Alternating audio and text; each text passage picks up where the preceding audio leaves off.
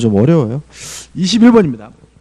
갑은 을로부터 이용을 차용하면서 자기 소유 주택의 근저당권을 설정하여 주었는데 그 주택을 병에게 매도하기에 이르러 피담보 채권을 2억 원을 변제하였다. 병은 그 주택의 소유권을 취득하였는데도 근저당권 등기는 아직 말소되지 않은 상태이다.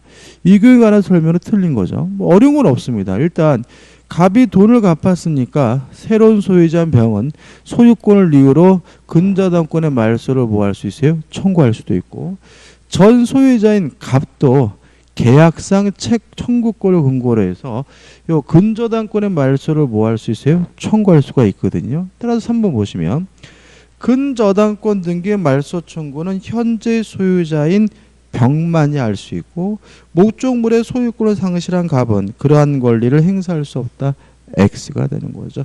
전 소유자도 계약상의 청구권을 근거로 해서 근저당권의 말소를 청구할 수가 있습니다. 22번입니다. 다음 공동저당에 관한 내용이다. 이 중 옳은 설명이죠. 일단 공동저당이라는 것은 뭐냐면 하나의 채권을 담보하게 설정된 여러 개의 저당권 우리가 공동저당이라고 하거든요. 따라서 1번 공동저당은 저당권의 수와 목적물의 수가 같습니다.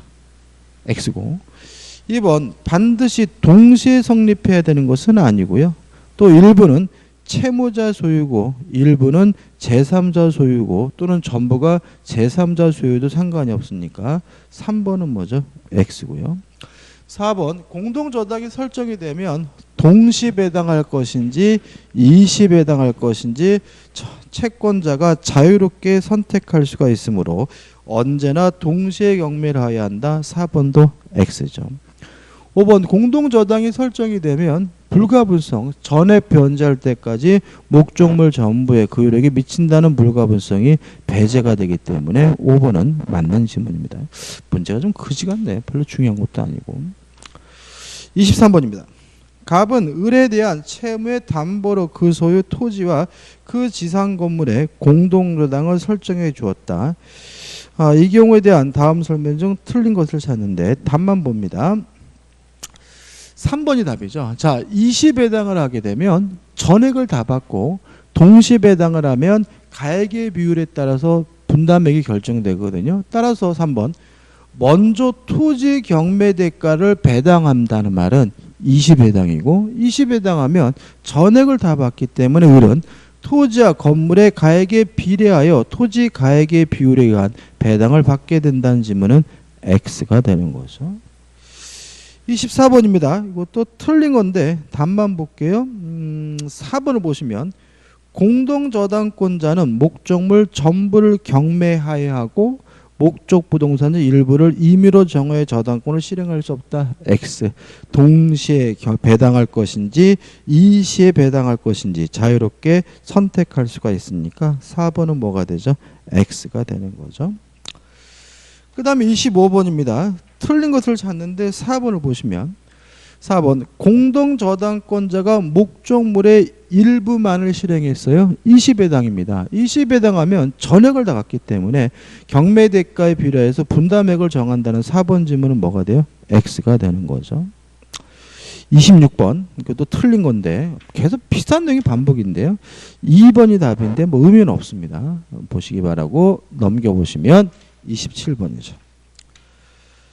갑의 채권의 담보로 채무자 소유 X, Y 두 부동산 위에 각각 1순위 공동저당권 설정하였다. X 부동산은 을이, Y 부동산은 병이 각각 후순위 저당권을 보유하고 있다. 갑의 저당권 실행에 관한 다음 설명 중 틀린 것인데 4번부터 보시면 갑이 X 부동산을 먼저 경매했어요. 그러면 이시배당을 한 거잖아요.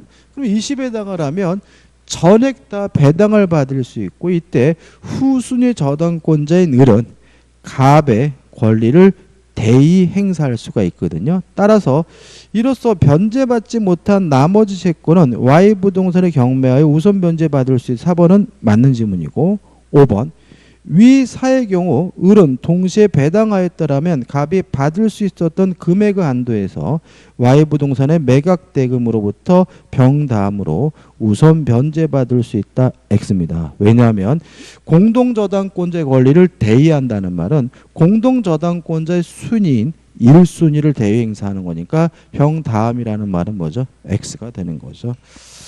아무튼 좀 문제 좀 거지 같은데 이런 얘기죠. 갑이 채무자에게 돈을 빌려주고 이것을 담보하기 위해서 XY 부동산에 공동저당을 설정했는데 X의 갑이 1순위고 2순위가 을이고 Y의 1순위가 갑이고 2순위가 뭐죠? 병이다. 이런 얘기거든요. 근데 갑이 20배당을 선택해서 X부동산만 경매하면 갑은 X부동산에서 전액을 다 배당받게 되고요. 모자란 건 Y에서 받겠죠. 그러면 을은 요때 덜 받게 되는 것을 어떻게 하는 거냐. 이때는 갑의 Y부동산에 대한 권리를 뭐 하게 되냐면 대위 행사하게 되고요. 대위 행사한다는 말은 Y부동산에 대해서 1순위로서 뭘 받아요? 배당을 받는다는 얘기니까 병보다 을이 후순위라는 말은 뭐가 돼요? X가 된다. 이런 취지가 되는 거죠. 28번입니다. 갑은 채무자 을의 X토지와 제3자 병의 Y토지에 대하여 피담본 5천만 원의 1번 공동저당권이죠. 자, 그럼 생각해 보자고요. 갑이 을에게 빌려준 돈은 얼마냐면 5천만 원이고 요것을 담보하기 위해서 X와 Y 부동산에 공동저당을 설정했는데 여기서 조심할 것은 뭐냐면 요 Y가 채무자 소유가 아니라 병의 소유, 물상 보증인 소유라는 건 좀 조심하셔야 되고요. 정은 X토지에 대한 피담보 채권 2천만 원의 2번 저당권, 무는 Y토지의 병에 대한 피담보 채권 3천만 원의 2번 저당권이죠. 그러면 X에서 1순위가 갑이고 2순위가 누구죠? 정이고 Y에선 1순위가 갑이고 2순위가 뭐죠? 무인 거죠. 이렇게 되는 거죠. 자, Y 토지가 경매되어 배당 금액 5천만 원 전액이 갑에게 배당된 후 X 토지의 매각 대중점 4천만 원이 배당되는 경우 무가 X 토지의 매각 대금에서 배당받을 수 있는 금액이죠. 그러면 20배당을 해서 갑이 전액을 다 가져가게 되면 무는 공동저당권자의 X 부동산에 대한 권리를 뭐 하게 돼요? 대의 행사하잖아요. 그죠? 그러면 무는 X에서 몇 순위로서 배당을 받습니까? 1순위로서 배당받겠죠. 근데 무가 받아야 될 돈은 얼마예요? 문제에서 무가 받아야 될 돈은 얼마가 나와 있죠? 3천만 원이 나와 있죠. 그러면 무는 X부동산에서 3천만 원에 대해서 1순위로서 배당받게 되니까 답은 몇 번이 되는 거죠? 4번이 되는 거죠. 그래서 이것도 괜히 복잡한 듯 하지만 결국은 20배당을 해서 채권을 전액 변제받게 되면 후순위 권리자는 공동저당권자의 권리를 뭐하게 돼요? 대의 행사하게 된다는 것에 불과한 거죠. 29번입니다. 갑은 을로부터 1억 5천만 원을 차용하면서 자신의 ABC 부동산의 저당권을 설정하였다. 자, 그러면 을이 갑에게 빌려준 돈이 얼마죠? 1억 5천이고 요걸 담보하기 위해서 A 부동산, B 부동산, C 부동산에다가 공동 저당을 설정했죠. 그 을은 갑이 채무를 변제하지 않자 각 부동산에 경매하여 동시 배당하였고 위 부동산의 각 부동산에 대해 경매 대가가 A에서는 얼마죠? 9천만 원, B에서는 얼마죠? 6천만 원, C에서는 뭐죠? 3천만 원이죠. 을이 B 부동산에서 변제받게 되는 금액이죠. 자, 여기서 지금 문제가 동시 배당이잖아요. 그러면 동시 배당하게 되면 가액의 비율에 따라서 분담액이 결정되니까 9천만 대 6천만 대 3천만 원이고요. 비례식을 계산하는 방법은 뭐라 했죠? 더해서 밑에 깐다 그랬잖아요. 그러면 9 더하기 6 더하기 3은 뭐죠? 18이죠. 그러면 A에서는 18분의 9 약분하면 뭐죠? 2분의 1. 1억 5천에 2분의 1이니까 얼마를 받아요? 7,500을 받을 거고 18분의 6 약분하면 뭐죠? 3분의 1이니까 1억 5천에 3분의 1 얼마를 받죠? 5천만을 받고요. 18분의 3 약분하면 뭐죠? 6분의 1이니까 나머지 돈 2,500을 C에서 받겠죠. 자, 문제가 물어보는 것은 B부동산에서 받는 돈 물어봤으니까 3분의 1 5천만 원이니까 답은 몇 번이 되는 거죠? 3번이 되는 거죠. 그래서 실제로 문제가 굉장히 복잡한 것 같은데 우리 공인중개사 시험에서 가장 흔하게 나오는 정도는 뭐죠? 이 정도입니다. 그래서 동시배당하면 가액의 비율에 따라서 뭐가요? 분담액이 결정된다는 거. 비례식을 계산하는 방법은 뭐죠? 더해서 밑에 깐다는 정도만 주의하시면 되는 거죠. 30번입니다. 똑같아 이것도요. 갑은 을에 대한 3억 원의 채권을 담보하기 위하여 을 소유 X 토지와 Y 건물에 각각 1번 공동저당권을 취득하였다. 그러면 보자고요. 을이 갑에게 빌려준 돈은 얼마죠? 3억이고 이걸 담보하기 위해서 X와 Y의 공동 저당이 설정이 됐고요. 그래서 보시면 병은 X 토지의 피담보 채권의 2억 4천만 원의 2번 저당권, 저건 Y 건물의 피담보 채권 1억 6천만 원의 2번 저당권을 취득하였다. 그러면 1순위가 누구죠? 을이고 2순위가 누구죠? 병이고 1순위가 을이고 2순위가 누군 거죠? 정인 거죠. 또 빨간색으로 또 들었죠. 계속 보시면 X토지와 Y 건물이 모두 경매되어 경매대가가 4억 원과 Y 건물의 경매대가가 2억 원이 동시 배당됐어요. 그러면 4대 4억 대 뭐죠? 2억이죠. 또 파란색이요. 그죠? 정이 Y 건물의 경매대가에서 받는 돈이죠. 한번 생각해 보자고요. 지금 4대 2니까 더하면 X에서 을은 6분의 4를 받고 3분의 2죠. 그러면 을은 얼마를 받습니까? 2억을 받겠죠. 근데 지금 X부동산이 얼마입니까? 4억이니까 을이 1순위로서 2억 받아가면 얼마 남았죠? 2억 남았으니까 병은 2억을 받겠죠. 그 다음에 을은 6분의 2, 3분의 1이니까 1억을 받겠죠.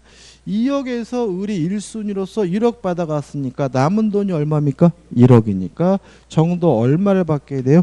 1억을 받겠죠. 따라 답은 몇 번이 되는 거죠? 4번이 되는 거죠. 이 정도입니다. 그래서 이 정도 두 가지 정도만 확실하게 내 것으로 만들면 될 것 같아요. 31번입니다.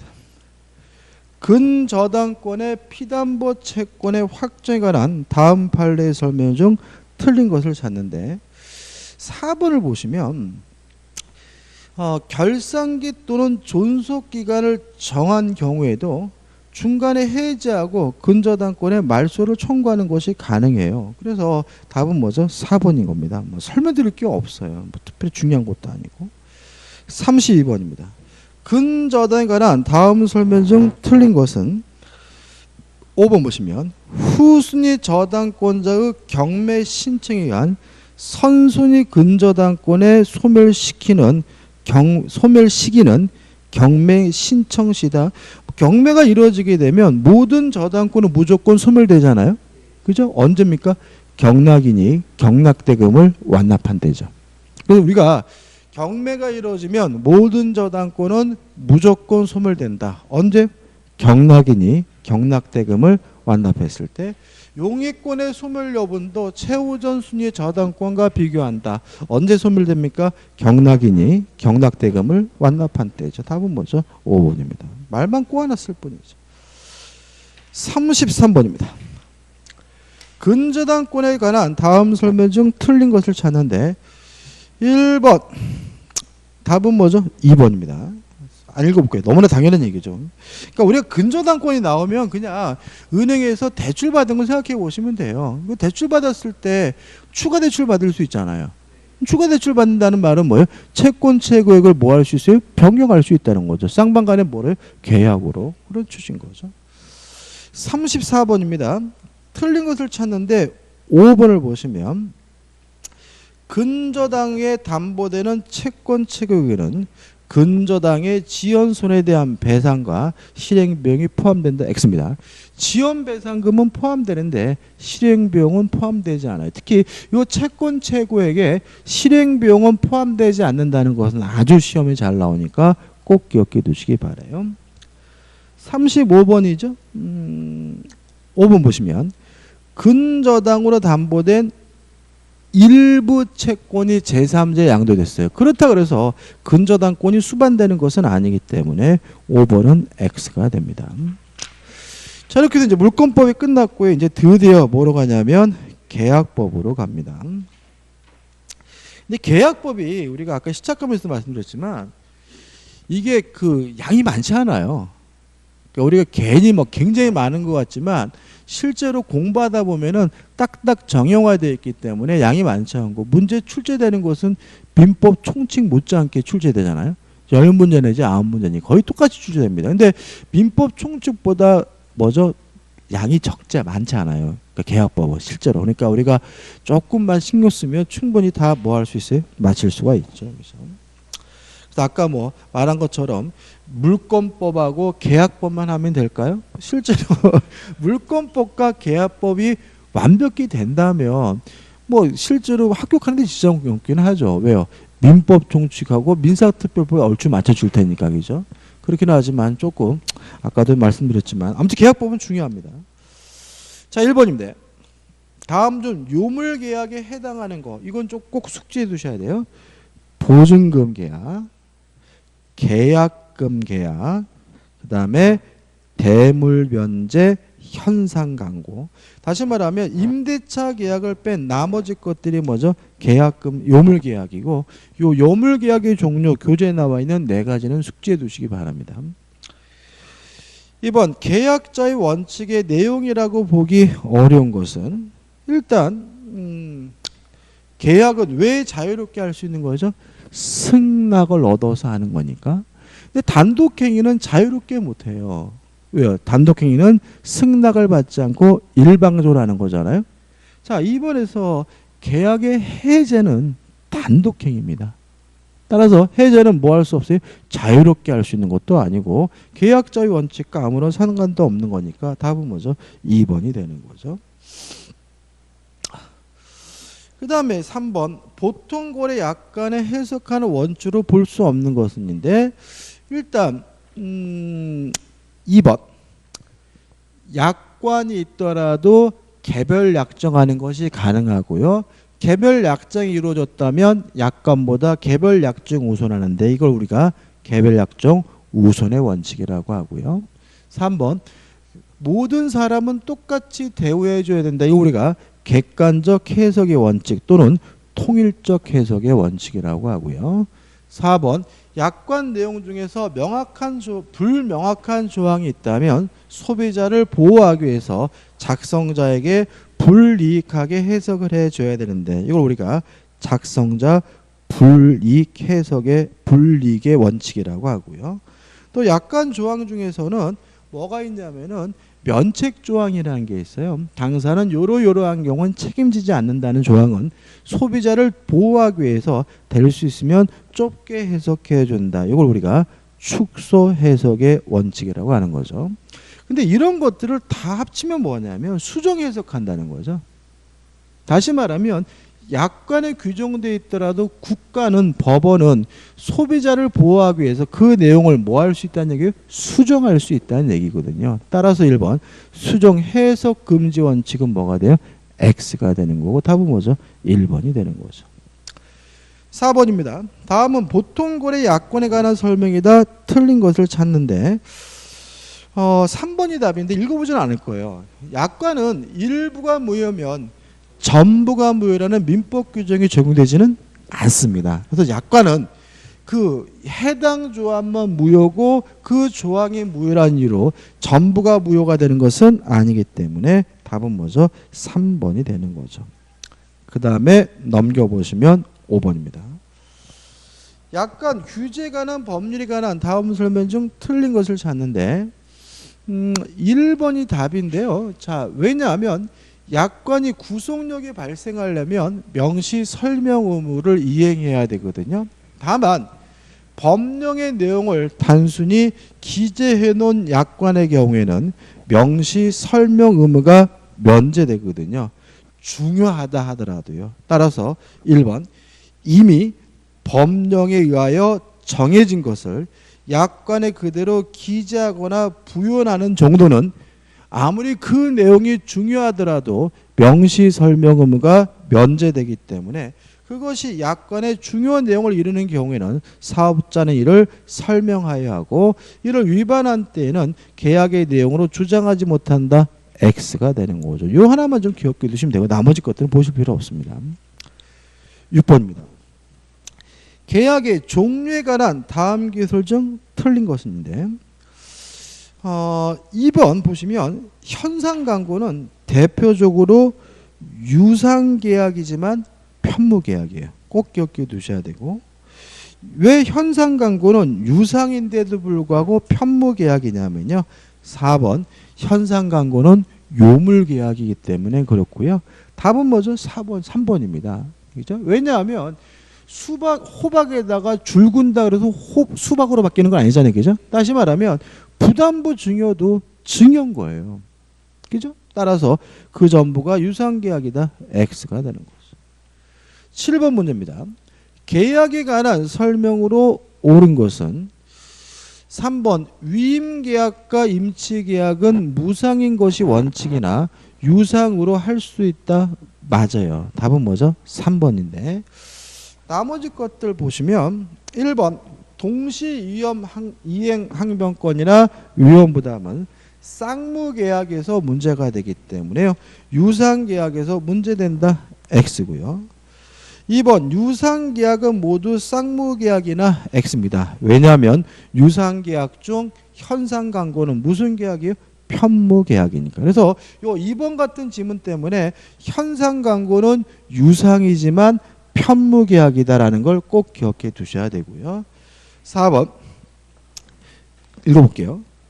교환은 당사자 쌍방이 금전이의 재산권을 이전함으로써 성립하는 계약이다. X예요. 교환은 요물계약이 아닙니다. 교환은 낙성계약이에요. 따라서 실제로 재산권을 이전해야 성립하는 것이 아니라 이전하기로 뭐만 하면요? 약정만 하면 성립하기 때문에 이전함으로써 계약이 성립한다. X가 되는 거죠.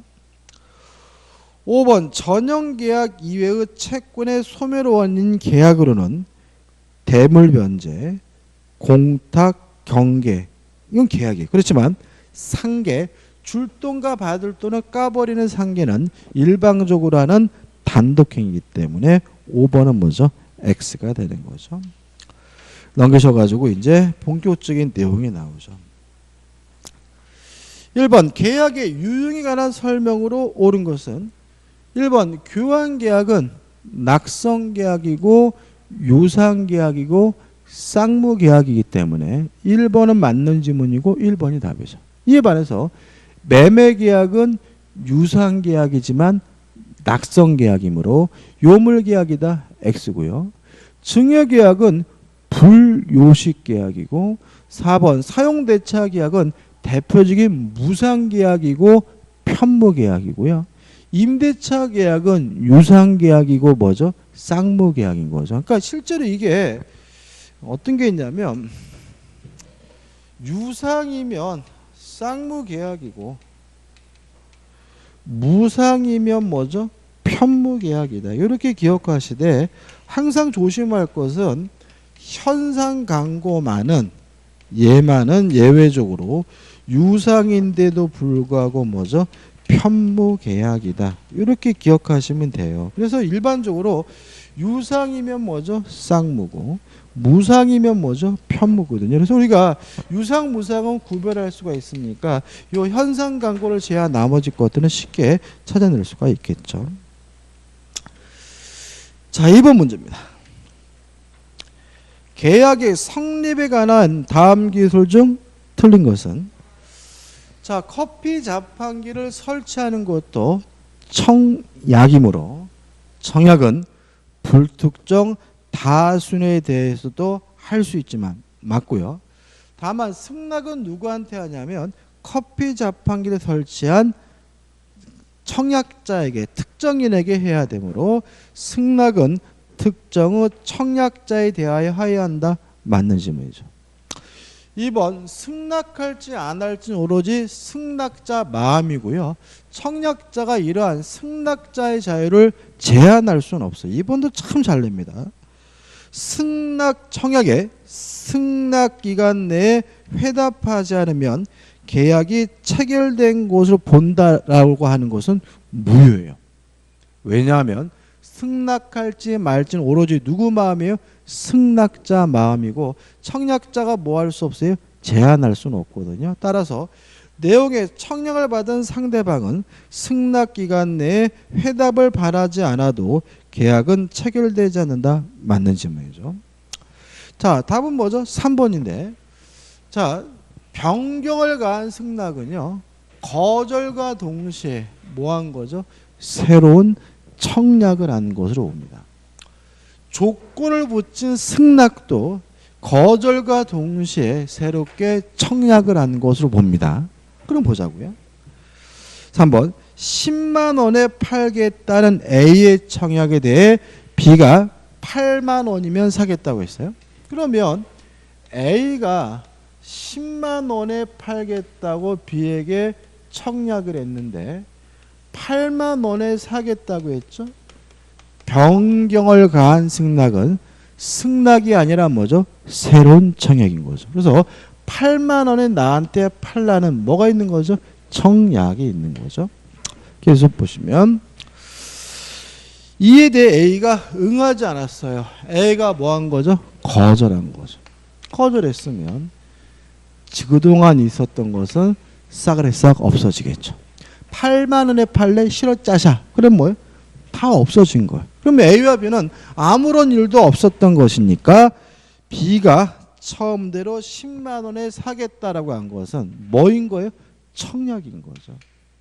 따라서 이것이 계약이 성립되려면 A가 또다시 B에게 10만 원에 팔겠다라는 뭐가 있어야 돼요? 승낙이 있어야지만 비로소 계약이 성립되는 것이므로 10만 원의 매매 계약이 체결된 것이 된다. X고요. 답은 뭐죠? 3번이 되는 거죠.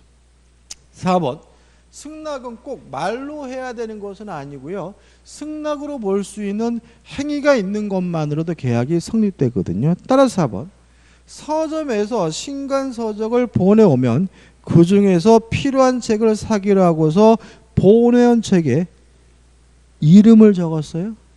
이름 적는 순간 뭐가 성립된 거죠? 계약이 성립된 것이니까 그때 매매 계약은 성립한 것으로 된다. 맞는 질문이죠. 5번 연착된 승낙도 새로운 청약입니다. 따라서 연착된 승낙은 새로운 청약으로 보아 청약자는 이에 대하여 승낙함으로써 계약을 체결할 수 있다. 맞는 질문이죠. 답은 뭐죠? 3번이 되네요. 3번 계약의 성립에 관한 설명으로 틀린 것은인데 답만 보면 될 것 같아요. 3번 격지자 간의 계약에서 청약이죠. 청약은 의사표시입니다. 의사표시 원칙적으로 뭐죠? 도달주의죠. 따라서 청약의 효과가 발생하려면 상대방에게 뭐가 돼야 돼요? 도달이 돼야 되므로 그 통지를 상대방에게 발송한 때 효력이 발생한다. X고요. 답은 뭐죠? 3번이 되는 거죠. 넘기셔가지고 4번 청약이라고 볼 수 있는 것인데 일단 1번 하숙방이 있다는 광고 이런 것들은 청약의 유인입니다. 이에 반해서 정찰이 붙은 상품의 진열 이거는 뭐예요? 청약인 거죠. 답은 뭐죠? 2번이에요. 4번 구인 광고 이것도 뭐예요? 청약의 유인인 거예요. 그 다음에 5번 상품 목록을 송부한 것도 뭐죠? 청약의 뭐예요? 유인인 거거든요. 그 다음에 3번인데 이게 거의 안 냅니다. 솔직히 안 나올 거라는 것에 대해서 제가 뭐 할 수 있냐면 뭘 내기를 할 수, 뭘 해결할까요? 저의 손목을 걸까요? 거의 시험 문제는 안 돼요. 예를 한번 들어볼게요. 예를 들어가지고 뭐 할까요? 제가요, 전원주택을 신축하기 위해서 공사업자를 찾고 싶어요. 그래서 폼나게 하려고 신문에다가 뭐죠? 공고를 낸 거죠. 내가 전원주택을 신축하겠다라고 내용에 뭐죠? 입찰을 뭐죠? 공고를 했어요. 그래서 참여하실 건축업자들은 매달 며칠 날 모여가지고 얼마에 지어질 것인지 뭐예요? 응찰해 주십시오. 라고 뭐죠? 공고를 낸 거죠. 그랬더니 그 날짜가 돼가지고 A라는 건설업자, B라는 건설업자, C라는 건설업자가 얼마에 짓겠다고 어떻게 해요? 적어서 저한테 냈어요. 그리고 우리가 뭐죠? 응찰이라고 합니다.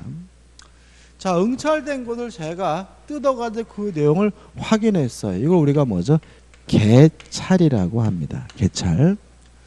자, 뜯어봤더니 뭐가 문제냐면은 A는 전원주택 이 미친놈이 500만 원에 지어주겠대요. B는 2억에 지어주겠다고 하고 C는 뭐죠? 1억 5천에 지어주겠다고 한 거죠. 여기서 문제가 되는 것은 뭐냐면 만약에 입찰 공고가 청약이면 가장 낮은 가격을 쓴 A와 자동으로 계약이 성립됩니다. 왜냐하면 응찰이 뭐이기 때문에요? 승낙이기 때문에. 그래서 문제가 있는 거잖아요. 그래서 우리 통솔과 판례는 입찰 광고는 청약이 아니라 뭐로 이해하냐면 청약의 유인인 것이고 A, B, C가 얼마에 지어주겠다라고 응찰한 것이 이것이 뭐예요? 청약인 것이고 그것에 대해서 열어보는 것이 뭐가 되는 거예요? 승낙인 것이니까 저의 입장에서는 꼭 A와 계약을 체결해야 할 의무는 없는 것이고 A, B, C 중에서 마음에 드는 사람과 계약을 체결할 뭐가 있는 거예요? 자유가 있다라고 봐요. 그래서 우리가 낙부의 자유가 있다. 그래서 개찰이 뭐죠? 승낙이기 때문에 승낙할지 거부할지 낙부의 자유가 보장이 된다. 이유는 입찰 권고는 청약이 아니라 뭐이기 때문에요? 청약의 유인이기 때문에 그런 거예요. 구인 광고를 아주 한번 설명 들어볼까요? 제가요 구인 광고를 냈어요. 내면서 뭐라고 했냐면 월 200이고 200만 원 드리고 근무 시간 어쩌고저쩌고 해가지고 냈단 말이죠. 그랬더니 어떤 놈이 와가지고 제가 열심히 일해 보겠습니다라고 뭐죠? 일하겠다라고 얘기를 했어요. 근데 만약 여기서 구인 광고가 청약이면 일하겠다고 말하는 것이 뭐가 돼요? 승낙이 돼서 계약이 뭐가 돼버려요? 성립돼 버린 거죠. 저는 그놈을 채용할지 안 할지 오로지 누가요? 제가 뭐 할 수 있어요? 결정할 수 있어야 되잖아요. 따라서 구인 광고는 청약이 아니라 뭐예요? 청약의 유인인 거고 제가 열심히 일해 보겠습니다 라고 말하는 것이 뭐예요?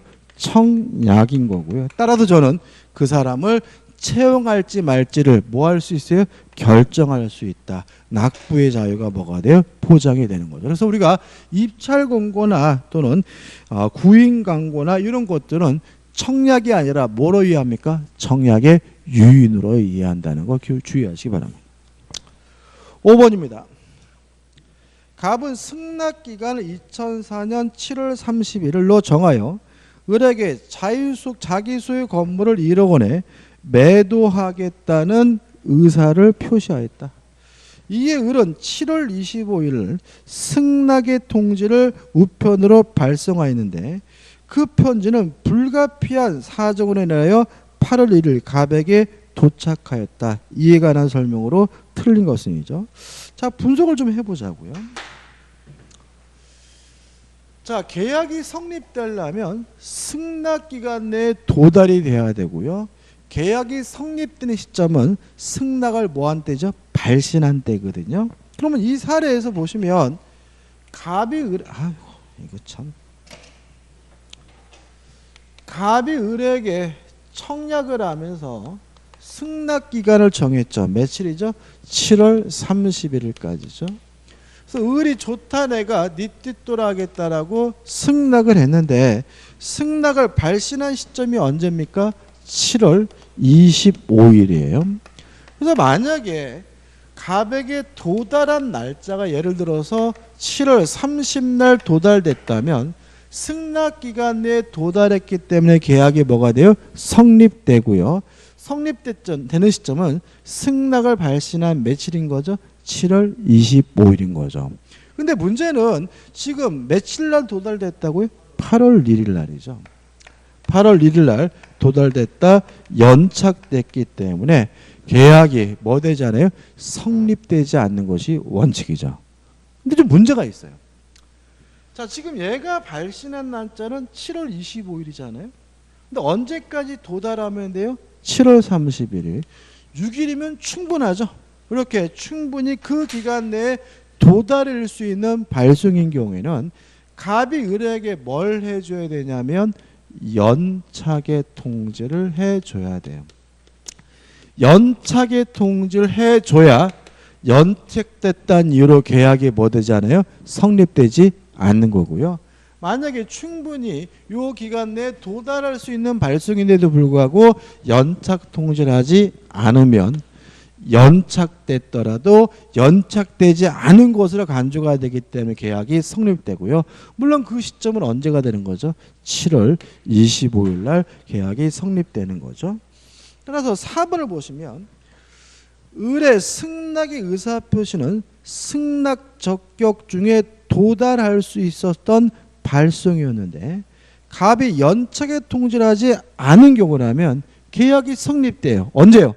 7월 25일이죠. 항상 계약을 언제 성립합니까? 승낙을 발송한 때니까 승낙의 통지가 도달한 8월 1일에 계약이 체결된다.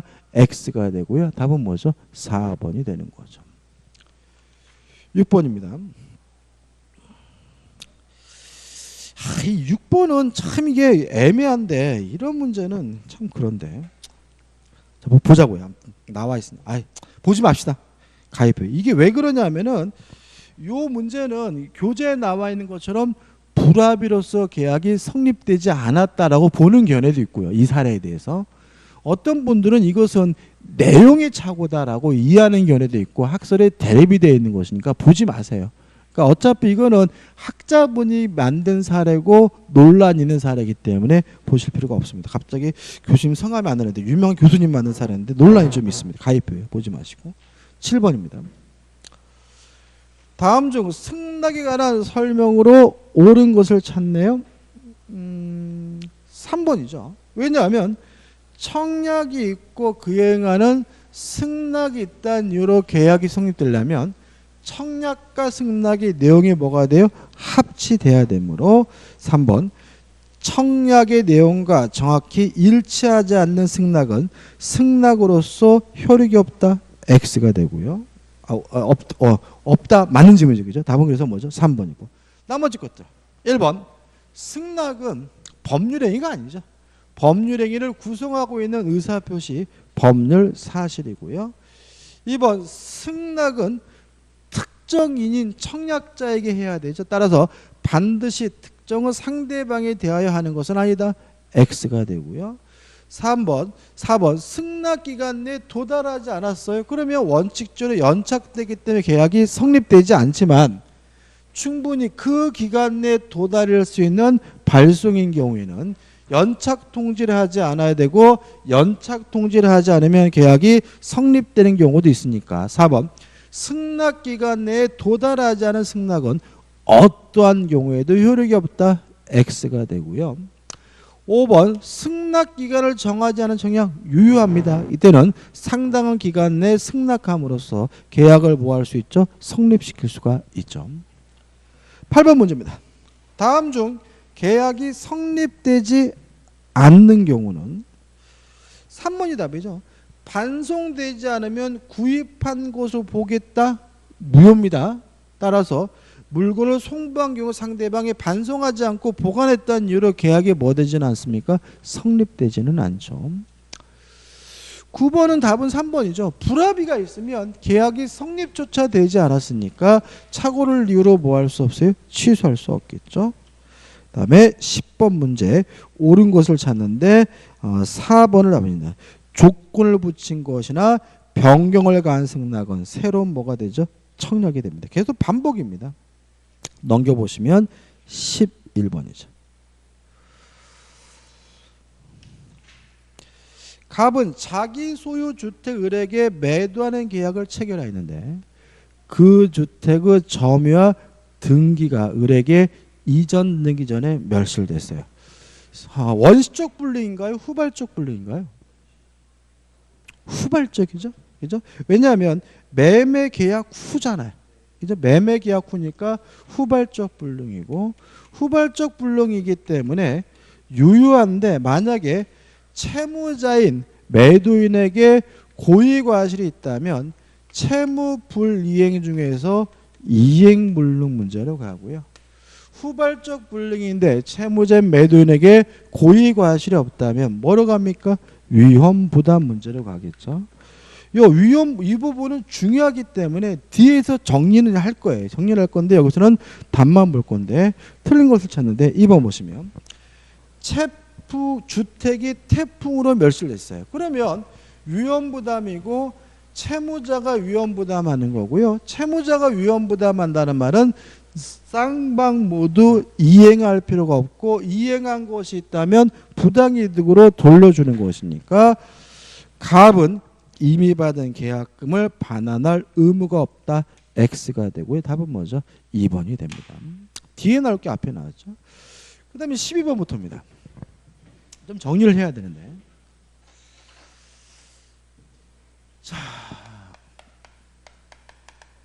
원시적 전부불능입니다. 원시적 전부불능은 무효이기 때문에 이행하지 못하더라도 이행하지 않더라도 책임지지 않는 것이 뭐죠? 원칙입니다.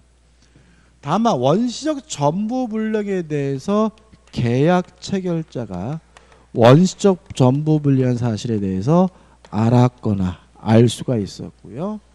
원시적 전부불능에 대해서 상대방이 선이고 무과실이라면 이 계약 체결자는 상대방에게 책임을 져야 되는데 이 책임은 우리가 뭐라 그러죠? 계약 체결상의 과실 책임이라고 하고요.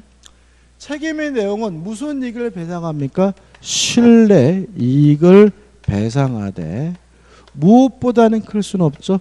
이행 이익보다는 클 수가 없는 거죠.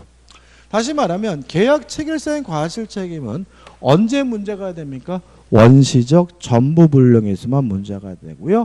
요건은 체결자는 알았거나 알 수 있었고 상대방은 선이고 무과실해야 되고요. 효과는 신뢰 이익을 배상하되 무엇보다는요 이행이익보다는 클 수가 없다는 거죠.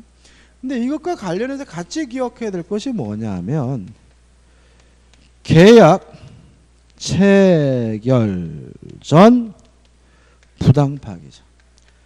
계약 체결하기 전에 일방적으로 부당 파기한 경우에는 불법 행위를 원인으로 손해배상을 상대방에게 청구할 수 있다는 것이 우리 판례 입장이고요. 원인은 계약 체결상 과실 책임이 아니라 무엇을 원인으로? 불법 행위를 원인으로 손해배상을 청구하고요. 내용은 신뢰 이익을 배상하되 무엇보다는요 이행이익보다는 클 수가 없다까지 좀 기억해 주시기 바라고 출제 가능성이 있죠. 자, 그럼 문제를 보죠.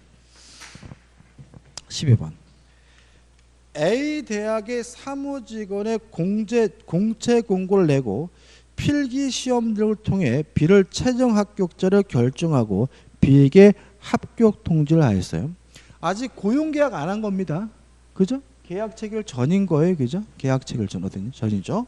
그 다음에 1년 이상 발령을 미루다가 학교 재정상 채용할 수 없다는 통지를 했어요. 그러면 계약 체결하기 전에 부당하게 뭐 한 거죠? 파기한 거죠. 그러면 상대방 입장에서는 불법 행위를 원인으로 손해배상을 청구하되 내용은 실내이익을 배상하되 무엇보다는요 이행이익보다는 클 수가 없는 거죠. 다시 말하면 계약 체결사의 과실책임이 아니라 무엇을 원인으로 손해배상을 청구하는 겁니까? 불법 행위를 원인으로 손해배상을 청구하는 것이니까 옳은 것인데 1번 민법 제535조의 계약 체결사의 과실의 요건을 충족함으로 A는 B에 대하여 실내이익 배상을 하여야 한다. X입니다. 계약 체결사의 과실 책임이 아니라 불법 행위로서의 손해배상 청구죠. 2번 합계 통지로서 계약은 성립하였으므로 X입니다. 아직 계약이 성립되지 않은 거죠.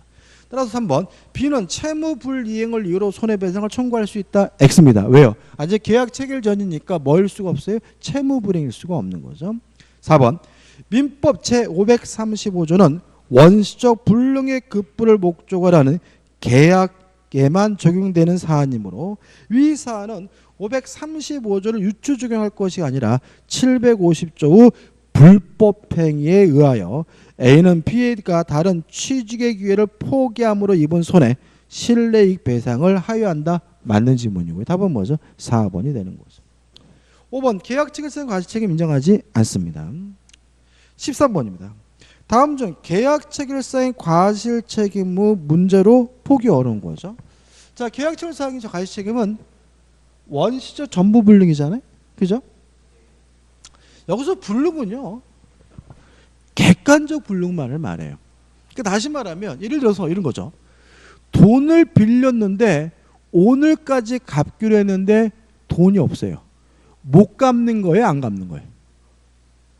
법적으로는 안 갚는 거예요. 이행 불능이 아니라 뭐예요? 이행지체예요. 왜냐하면 법에서 말하는 불능은 세상 모든 사람들이 할 수 없는 무엇만을 말해요? 절대적 불능만을 말하는 거예요. 따라서 나만 못하는 거는 그거는 상대적 불능, 주관적 불능은 뭐가 아닌 거예요? 불능이 아닌 거예요. 그래서 모든 불능은 객관적 불능, 절대적 불능만을 말하는 거거든요. 그러면 1번 보자고. 매매계약 체결 당시 목적물인 건물이 타인의 소유예요. 절대적 불능 아닙니다. 왜요? 사서라도 넘겨줄 수 있는 거잖아요. 다시 말하면 그 건물 주인은 넘겨줄 수 있는 거잖아요. 따라서 이것은 불능이 아니기 때문에 계약 체결사의 과실책임 문제될 수는 없는 거죠. 그 다음에 여기서 이제 문제는 뭐냐면 3번과 같은 게 문제인데 이거 학설에 따르면 이게 계약 체결사의 과실책임이 문제될 수가 있어요. 근데 문제가 다수설과 판례에 따른다고 했잖아요. 근데 이렇게 문제를 낼 수가 없어요. 왜냐하면 다수설과 판례가 충돌되어 있거든요. 그래서 실제로 자 우리는 판례 가지고 문제를 풀어야 되기 때문에 자 판례 가지고 문제를 풉니다. 학설은 신경 안 쓰고 이기죠. 그럼 이제 자 1번 안 되죠. 그 다음에 3번도 안 돼요. 3번은 우리 판례는 불법 행위를 원인으로 손해배상을 청구할 수 있다는 것이 우리 판례 입장이에요.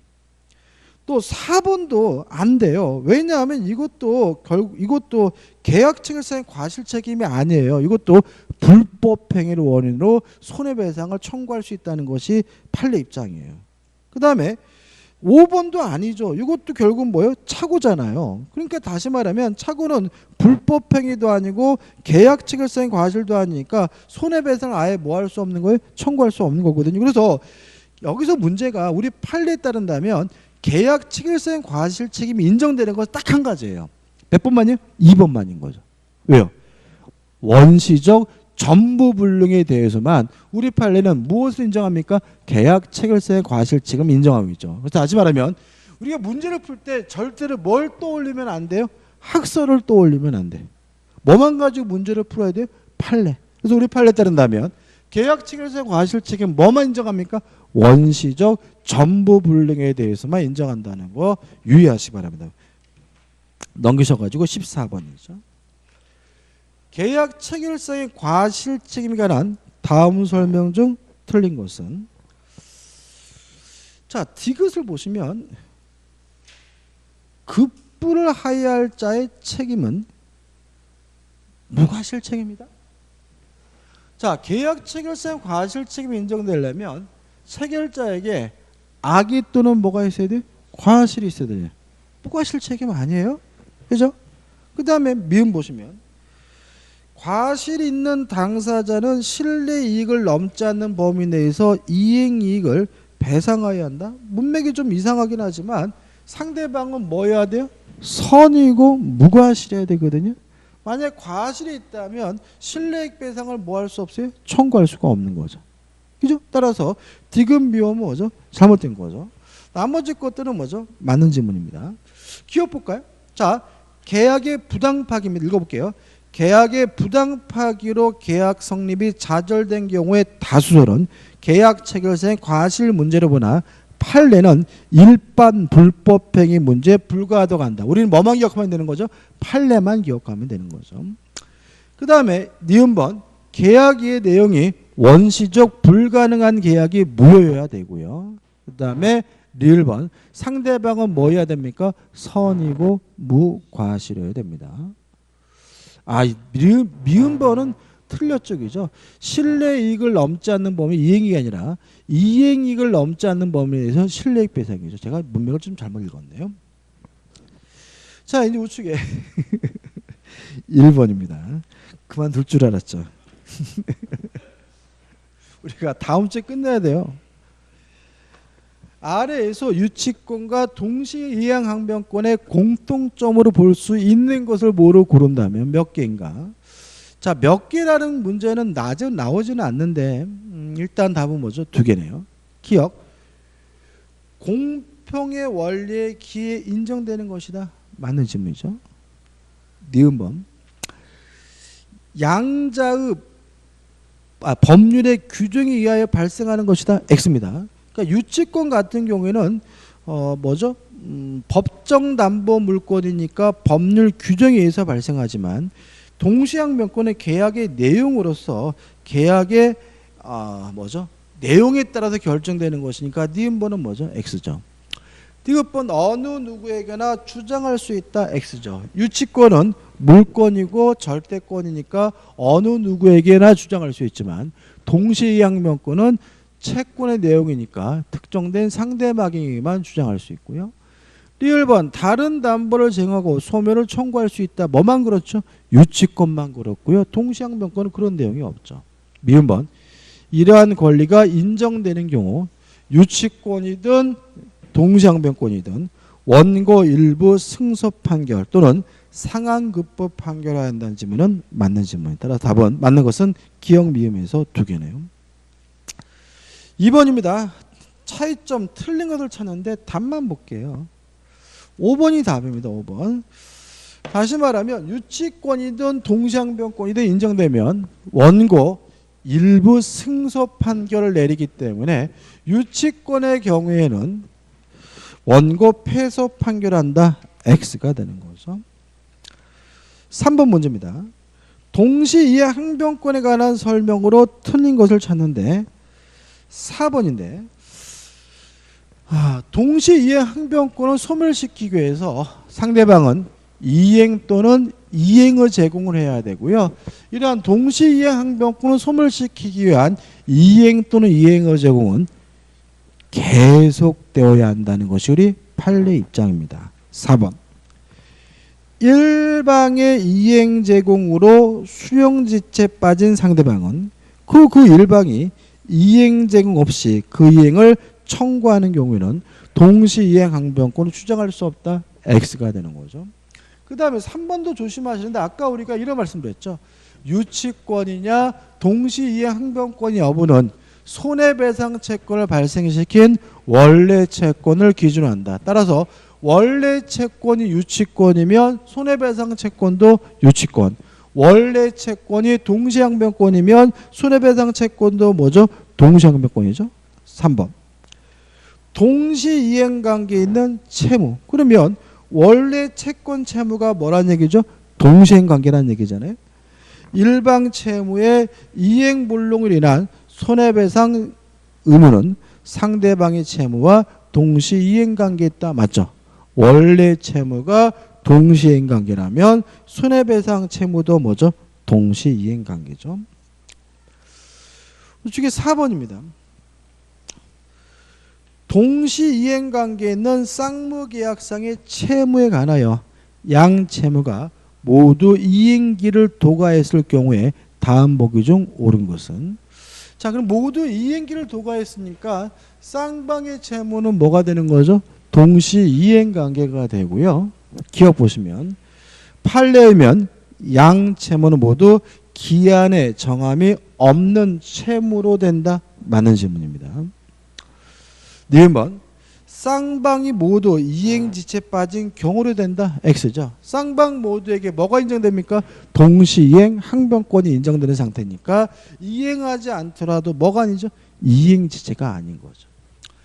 디귿번 자기 채무에 대한 이행 제공 없이 상대방에게 채굴한 후 계약을 해지할 수 있다. X죠. 이행의 제공을 해서 상대방의 동시이행 항변권을 소멸시켜야 채무 불이행을 이유로 계약을 뭐 할 수 있죠? 해지할 수가 있는 거죠.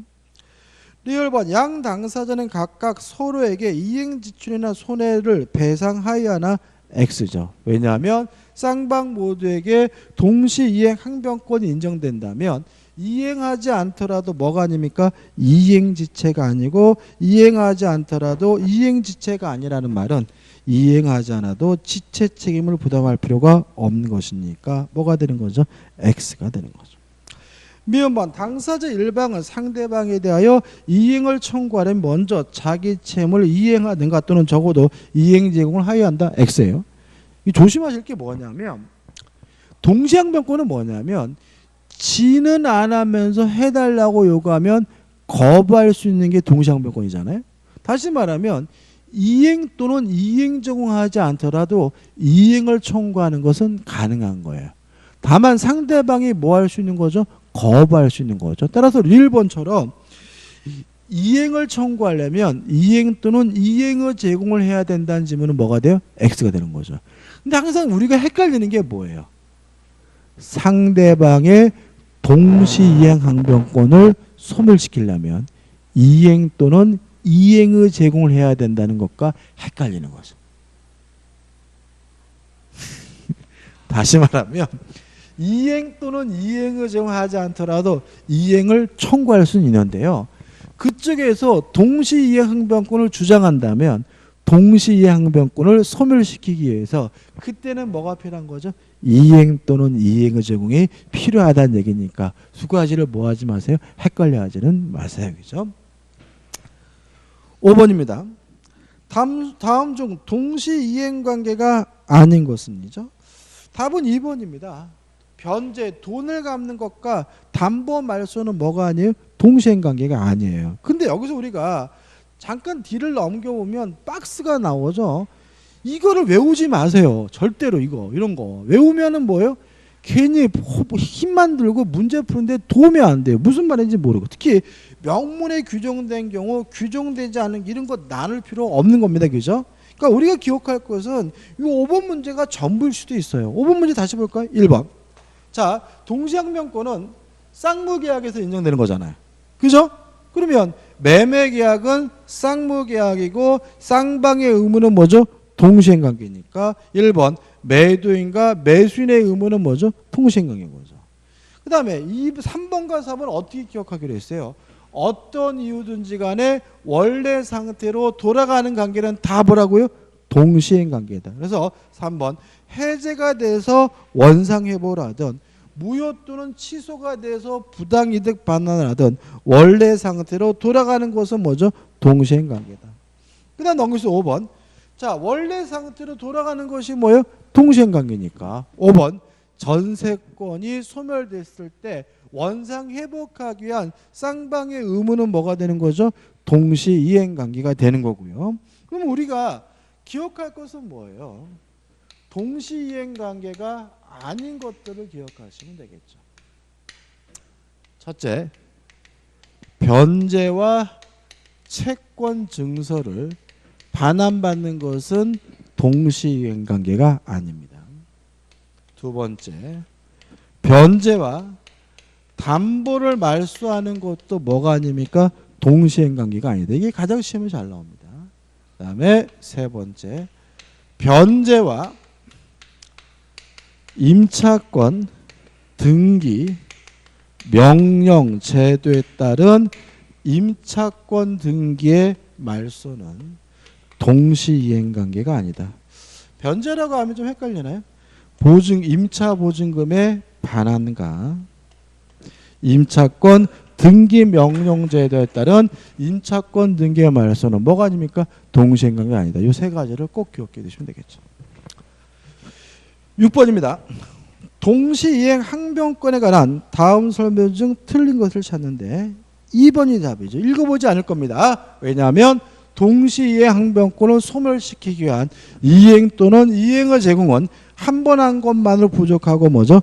계속되어야 한다는 것이 판례 입장이죠. 7번입니다. 위험 부담에 관한 다음 설명 중 틀린 것은 1번 민법의 채무자 위험 부담주의는 쌍무계약의 당사자 일방의 채무가 당사자 쌍방의 책임 없는 사유로 후발적 불능이 된 경우를 대상으로 한다. 맞나요? 맞죠? 제가 아까 뒤에서 정리한다 그랬는데 후발적 불능인데 후발적 불능에 대해서 채무자 누굴 말하죠? 매도인이죠. 채무자에게 아무런 고의도 없고 과실도 없을 때 누가 책임을 부담하느냐 문제가 뭐죠? 위험 부담 문제죠. 자, 위험은 원칙적으로 누가 부담하냐면요. 채무자, 매도인이 부담하게 되는데 채무자, 매도인이 부담한다는 말은 쌍방 모두 이행할 필요가 없다는 얘기다. 따라서 이행한 것이 있다면 부당이득으로서 뭐 받습니까? 반환을 받고요. 부당이득으로 반환받기가 어렵다면 그때는 대상 청구권이 인정이 된다. 항상 위험을 채무자가 부담하느냐? 아니죠. 예외적으로 위험을 채권자가 부담하는 경우도 있다. 채권자가 부담한다는 말은 매수인이 부담한다는 얘기고 매수인이 부담한다는 말은 후발적 불능인데도 불구하고 매수인은 여전히 대금을 지급해야 된다는 의미고요. 다만 여기서 주의하실 것은 이익 상환 의무가 발생할 수 있다는 거 주의하시고요. 언제 위험을 채권자가 부담하냐면요. 첫째, 채권자 매수인에게 고의 또는 과실이 있는 경우죠. 그러면 원칙적 위험을 채무자가 부담하는 경우는 채무자에게도 고의 과실이 없고 채권자에게도 고의 과실이 없는 경우에만 누가 위험을 부담하는 거죠? 채무자가 부담하는 거죠. 1번. 민법의 채무자 위험 부담주의는 쌍무계약에서 당사자 일방의 채무가 당사자 쌍방의 책임 없는 사유로 후발적 불능이 된 경우를 대상으로 한다. 맞는 질문이 되겠죠. 이해되시죠? 근데 하나 더 한다면 두 번째, 채권자가 수령지체 중에 후발적 불능이 된 경우에도 위험은 누가 부담하냐면 채권자인 매수인이 부담한다라고 정리하면 되겠죠. 2번, 종류 채권의 특정 전에는 위험 부담 문제가 발생하지 않는다. 맞나요? 자, 위험 부담 문제는 불능이어야 되잖아요. 불능. 예를 들어 가지고 소나타 자동차 한 대 이런 식의 계약이에요. 근데 요 소나타라고 지정을 하면 요 놈이 없어진 게 뭐예요?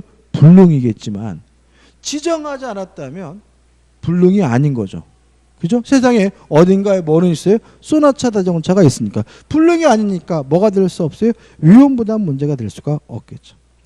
3번, 주택의 매도인이 잔금을 지급받기 전에 미리 소유권 이전 등기 및 인도를 하여 주었는데 까지 끊어보면 자, 왜 채권자가 수령지체 중에 후발적 불능이 되면 위험을 채권자가 부담하냐면요. 인도가 이루어지게 되면 그때부터는 채권자인 누가 위험을 부담해요? 매수인이 위험을 부담해야 되거든요. 따라서 인도가 이루어졌다면 채권자 매수인이 그 위험을 부담해야 되기 때문에 그 옆집에 화재가 나서 연소된 경우 매도인은 매수인에게 잔금을 청구할 수 있다. 맞는 질문이죠. 4번 채권자 수령지체 중에 채무자의 경과실로 이행할 수 없게 됐어요. 그러면 누가 위험 부담합니까? 채권자가. 채권자 위험 부담한다는 말은 채권자가 돈을 줘야 된다는 얘기죠. 따라서 채무자는 상대방에게 이행을 청구하지 못한다. X고요. 답은 뭐죠? 4번이죠. 5번 쌍무계약의 당사자 일부의 채무가 채권자의 책임 있는 사유로 이행할 수 없게 됐다면 누가 위험 부담해야 돼요? 채권자가. 따라서 채무자는 상대방의 이행을 청구할 수 있다. 맞는 질문이 되겠죠. 8번 문제입니다. 자, 판례 태도에 어긋난다. 틀린 것을 찾는데 답은 2번입니다. 안 읽어볼 거예요. 왜요? 동시 이행 항변권을 소멸시키기 위한 이행 또는 이행의 제공은 계속되어야 한다. 한 번 이행 또는 이행을 제공했다는 이유로 동시항변권이 뭐 되는 건 아니에요? 소멸되는 것은 아니다. 그 얘기 계속 반복이죠. 9번 문제입니다. 갑은 을에게 자기 소유 부동산을 매도하면서 등기권리증, 등기매도용 인감증명서와 주민등록 등본 및 위임장을 법무사 사무실에 맡겨두었다. 그 잔금 지급기일 을이 잔금 지급 의무를 이행하지 않자 갑은 을에게 매매 잔대급에 대한 시연 손해 지급을 구하는 사안에 대한 다음 설명 중 틀린 거죠. 일단 쌍방 매매 계약은 쌍무 계약이고요. 잔금 지급기일이 도가 됐으니까 쌍방의 의무는 뭐인 거죠? 동시행 관계인 거죠. 따라서 답은 뭐죠? 4번이죠. 갑이 자신의 채무에 이행을 제공하지 않는 한 을에게 잔금 지급을 청구할 수 없다. X죠. 다시 말하면 이행을 제공하지 않더라도 이행은 뭐 할 수 있어요? 청구할 수 있는 거죠. 그죠? 다만 그쪽에서 동시에 항변권을 주장한다면 동시에 항변권을 소멸시키기 위한 뭐가 필요한 거죠? 이행 또는 이행의 제공이 필요한 것이니까 답은 뭐죠? 4번이 됩니다. 10번 위험부담입니다. 틀린 것을 찾는데요. 5번을 보시면 자 지금 제가 열심히 정리해드린 요 규정은요. 임의 규정이에요. 왜요? 계약 자유의 원칙상 임대차를 제외한 나머지 모든 계약법 규정은 싹 뭐예요? 임의 규정이죠. 뭐 동시에 항변권이든 뭐 계약 체결성 과실이든 위험 부담이든 채무 불이익이 다 뭐예요? 임의 규정이고요. 따라서 임대차를 제외한 나머지 계약법의 규정은 다 임의 규정이기 때문에 특약으로 뭐 할 수 있죠? 달리 정할 수가 있는 거거든요. 따라서 5번 보시면 위험 부담에 관한 제537조의 규정과 다른 특약은 인정되지 않는다. X가 되는 거죠. 11번입니다. 11번은 가입해 두시고 이거 정확하게 이해해 두세요. 11번 중요합니다. 어떻게 보면 위험 부담의 전부예요.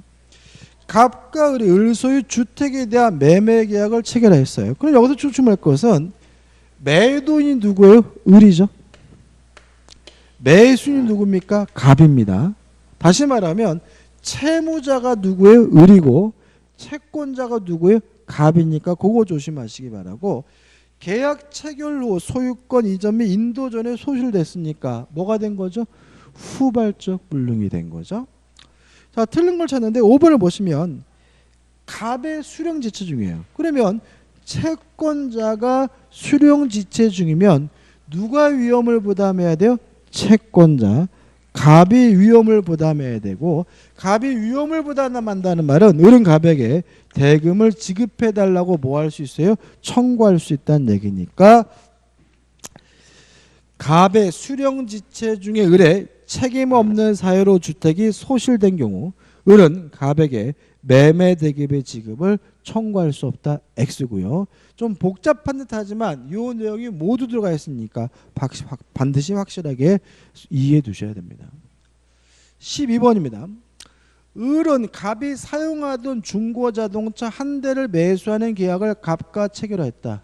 그러나 자동차를 인도받기 전 주차계장에서 일어난 원인을 알 수 없는 화재로 목적물 소실을 했어요. 그러면 매매 계약한 후 후발적 불이행이고요.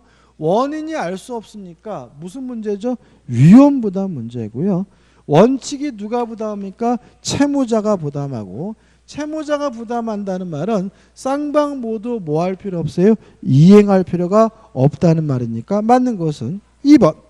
갑은 인도 의무를 면하고 을은 대금 지급 의무를 면한다. 이게 뭐죠? 답이 되는 거죠. 13번이면 오늘 여기 13번까지만 할게요. 갑은 2018년 10월 3일 을에게 A 토지를 매도하면서 계약금은 그날 지급받고 중도금은 2018년 11월 3일에 잔금은 2018년 12월 3일에 소유권 이전 등기에 필요한 서류와 상한으로 각각 지급받기로 하였다. 그런데 을은 중도금 및 잔금을 지급하지 않았고 갑도 소유권 이전 등기 소유를 교부하지 않은 채 잔금 지급기를 지나버렸다. 갑과 을의 현재 법률 관계에 대한 설명으로 옳은 것이죠. 수업 시간에 많이 했던 사례죠. 그죠? 많이 했던 거. 자, 한번 복습하려면 다시 한번 살펴볼까요? 갑이 소유하고 있는 부동산에 대해서 을과 만나서 매매 계약을 하고 먼저 중도금을 지급하기로 하고 나중에 잔금을 지급하기로 하면서 잔금을 지급하면서 이전 등기할 수 있는 서류를 교부받기로 했죠. 이 중도금은 선이행의무이기 때문에 원칙적으로 동시행 관계가 아닙니다. 다만 잔금을 지급하기로 한 날이 지났으니까 원래부터 동시행 관계였던 잔금뿐만 아니라 이행을 지체하고 있는 중도금까지 뭐가 돼요? 동시 이행 관계가 되고요. 요 기간 사이 동안에 지연배상금을 지급해야 되는데 요 사이에 지연배상금까지 뭐가 돼요? 동시 이행 관계가 되는 거죠. 따라서 이제부터는 을이 대금을 지급하지 않는 것은 더 이상 이행지체가 아닌 거고요.